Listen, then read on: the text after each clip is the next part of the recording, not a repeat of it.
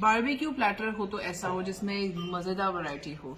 आप देखें इसमें हाई प्रोटीन है, नो कार्ब्स, नो फैट। ये आपका ग्रिल हुआ हुआ फूड है और ये हाई एंड प्रोटीन है एंड लो कैलोरीज है।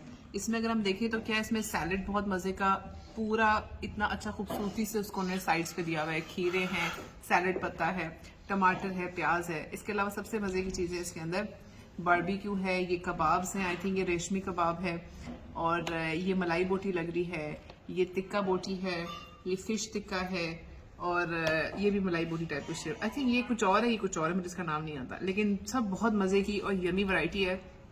जब आप जाएं तो वही चीज़ें खाएं, स्पेशली रात के, जैसे अभी रात का वक्त है, जैसे डिनर टाइम, तो वी वुड प्रेफर कि हम लाइट चीज़ें लें जो ग्रिल हो और जो आपके मैदे को ख़राब ना करें, अच्छी तरह हज़म हो जाए, इजीली हज़म हो जाए। सो खाना खाएं, वॉक करें, ग्रीन टी पिएं और एटलीस्ट लाइट इतना लें, पोर्शन कंट्रोल के साथ खाएं कि वो हज़म भी हो जाए, वज़न भी कंट्रोल में रहेगा और इशू भी नहीं होगा।